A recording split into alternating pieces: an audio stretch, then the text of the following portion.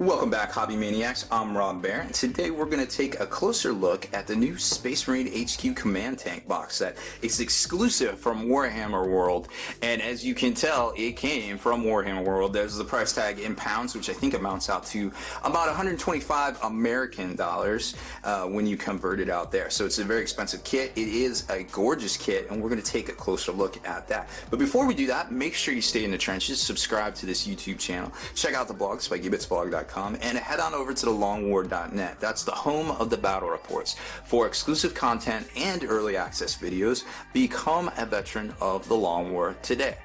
So like I was saying, this is an exclusive item to Warhammer World. It features the Land Raider Excelsior and the Rhino Primaris, which is kind of like the Damocles command and control Rhino, so to speak, but more in plastic form. So it's a very exciting kit. It's got lots of options for little dudes on top there, and little bits and bobs and things that you can attach to the gunners, or make your own mini off to the side that actually has legs.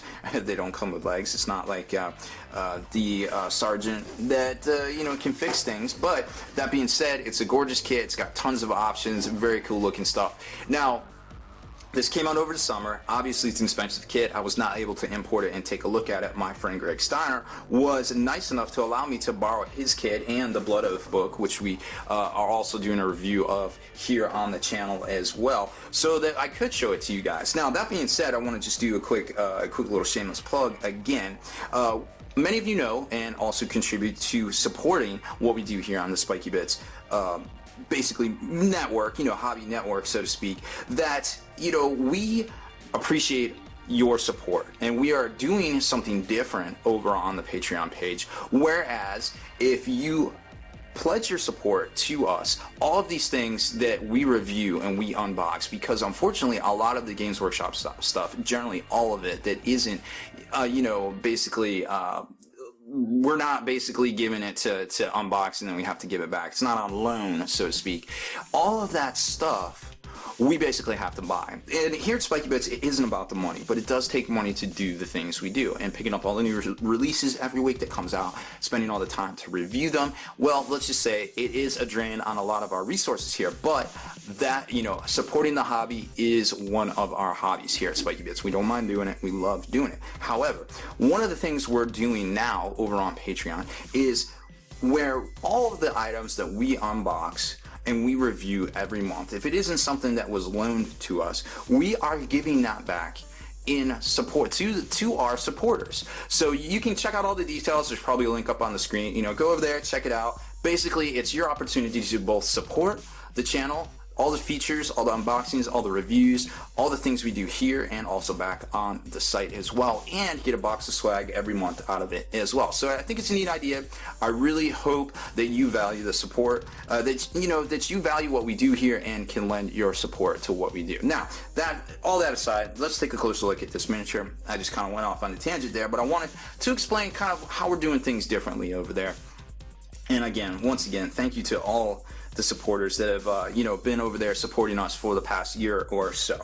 So it's a 2-kit box. You got the Land Raider Excelsior on this side and the Land Raider Primaris, or excuse me, the Rhino Primaris. And what's cool about it is, well, I can't get to it right now, but when I open it up, the little flaps say Excelsior and Primaris as well. It's just pretty neat. So the Excelsior, you can see here the different captain bits that you can have, different heads and different arms as well. Kind of a pointing arm, then you got the combi plasma, and then you got the rod of command, and then there's all sorts of little bits, command markings. You've got the grav cannon that's attached to it, some of the flags, the little cupola around the back, little data auger kind of thing here, and some really cool looking ultramarine doors, reversible doors for both sides, kind of depending on what you want to do. I believe it's the same door. We'll take a look at that. Also over here, they have the reversible door details as well. And then you've got the orbital array, the data auger, which, obviously looks very similar to this one right here. They don't do the close-up, but if I had to guess, I would say it's just a cut and paste copy, you know what I mean? And then you've got the sensor array details over there with the little servo skull kind of hub and twin link plasma gun on the front of it as well. Now, obviously, you don't really need to assemble all that stuff on the front. You can save the guy, you can put it on a different Rhino. Personally, I think it would look better without that dude sitting on the front there. So, like I was saying, it has the little Primaris kind of tab right there, depending on how you want to slide this thing out. Oh, and it's upside down, of course.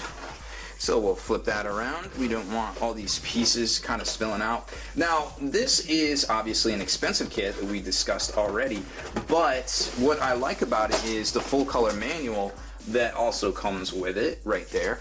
And not only that, but you get the 2 vehicles in here, and who knew that 2 of these vehicles took up so much space in this box, you know what I mean? So you've got the 2 accessory sprues, which these things have been around since, I want to say 2003 was when the Rhino came out, but this one is from, it's also for the Rhino, but let's see what it's copyrighted. I believe it's 2001. I believe it came out with the Land Raider. It just says Games, copyright Games Workshop. 99, wow, who knew? So that has definitely been around for a very long time. The Land Raider, however, probably came out in 2000 if I had to guess. Copyright 1999 as well, so they're right there on the money. Who knew? So you've got all the Land Raider sprues, all the Rhino sprues. Like I said, we've beaten that one to death.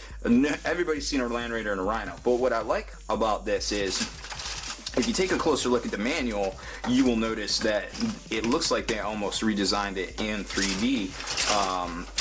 They didn't redo the sprues, but I feel like they rescanned it. And there is the big sprue itself with all the upgrade parts. So let's take a look at the manual first, which I feel like is really cool.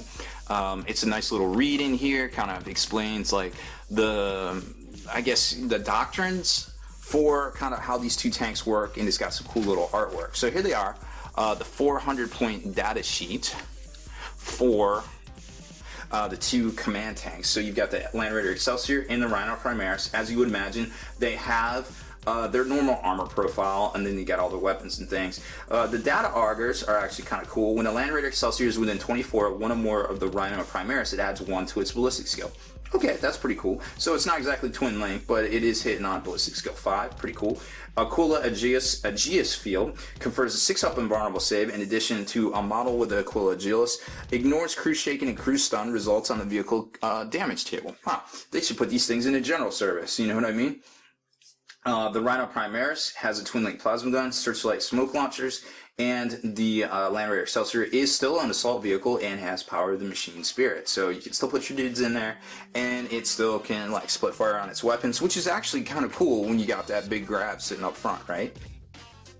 So the Land Raider Primaris has an orbital array, much like the Damocles Command Rhino of the old Forge World yesteryear. And once per game, it can call in an orbital alpha strike.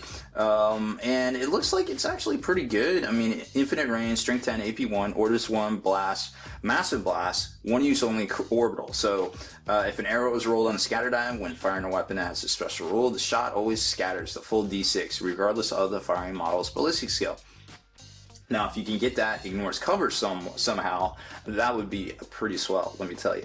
And then it's got the Servo Skull hub on the back there, that sort of thing right there. Then at the start of your shooting phase, you can select one friendly unit within 12 inches of this model and immediately apply one of the effects described below.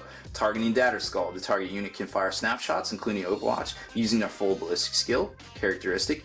Vehicle models only can do the Repair Skull on a D6 roll of a 2-up. The target regains 1 hull point lost earlier in the battle. And on the Box Skull, a target unit gains a Fearless special roll until the start of your next turn. That's very important to remember, is actually Space Marines are not fearless. They shall know no fear, which means they auto regroup and they can, you know, function normally after that and do the whole 6-inch move and things like that. But they are not fearless, so it's very important to remember. If you can double break a Space Marine and, you know, this and subsequent phases, you know, using Psychic phase and also perhaps shooting phase, there is a good chance you could make Space Marines fall off the board. Keep that in mind, folks. So then the Land Raider Excelsior has a transport capacity of 10 models. A Land Raider Excelsior has 1 access point on the hull on the front, you know, just basic stuff that we already know about Land Raiders. And then of course you've got all the upgrades, which are really interesting as well. A Land Raider HQ command tank unit has a Space Marine, Blood Angel, Dark Angel, or Space Wolf faction. Choose when selecting your army.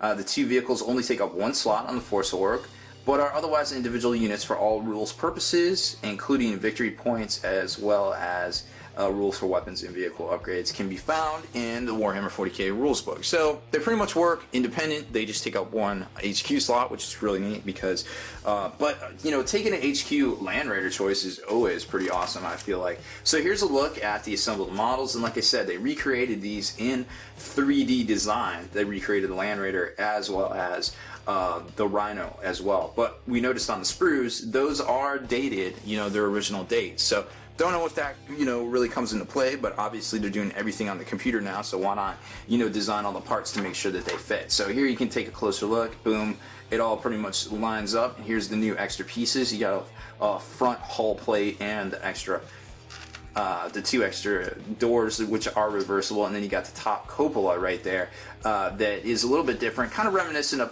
of you know, maybe like the Baneblade kind of things that we've seen in the past, and how to build the cupola. Then you've got the actual turret that has the orbital relay itself, and then the little servo skull USB hub in the back. Kind of, it's an independent kind of turret kind of thing that locks into the back of the orbital relay right there that goes into the big hole kind of thing. So, you know, the guy looks cool on there, but I'm not really digging the guy on there as well. And then you've got the Land Raider, which I said, you know, obviously redone in 3D design. You've got the cupola up there, which you can easily see, and the ultramarine flags, as well as the double-sided doors right here, and then the front plate as well that goes right in there to make it a little bit more honorific, you know, kind of give it those upgrades. There's this command bits as well. So let's take, there's some good shots of it painted up, and let's take a closer look at the upgrades for itself. So it's a single sprue. Obviously, you know, we've seen whole kits just this big in the past, I suppose. You know, it's a great looking sprue, obviously well designed. They did it on the computer. You can see the reversible Land Raider doors right here, up and down, the same one, and then when you flip it around, it is the same one. They are symmetrical, which is another definite plus to doing things on the computer. And then you've got the cupola right here, and as well as the reversible Rhino doors, then all the bits and doodads for the captain, the orbital relay right here, part of the turret, the bottom of the turret, the ring to put it into. Then you've got the USB servo harness attachments over there, and then the hub, or excuse me, the turret, and the front plate bits for the Rhino. Actually, these are the front plate bits for the Rhino. These are the front plate bits for the Land Raider. And let's see if they're symmetrical. They probably shouldn't be. Nope, they're just molded straight up from the back. So really good looking stuff. You can tell these were made in 3D on the computer because it's just the way the backs are right here, where it's just basically punches through to the front. And then you've got the, you know, the flags, which are also nearly symmetrical on each side. So that would make painting it a little bit easier, but you know, I feel like in the long run,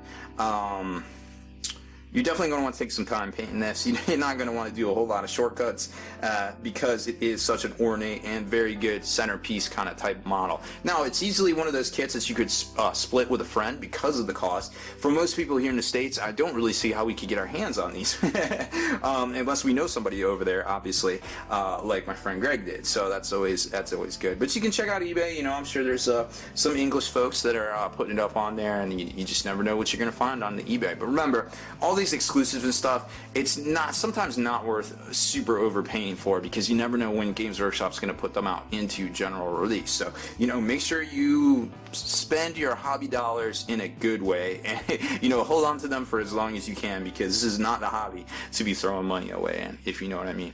Well, that's it for this one, guys. I hope you enjoyed my unboxing and review of the Space Marine HQ Command Tank set.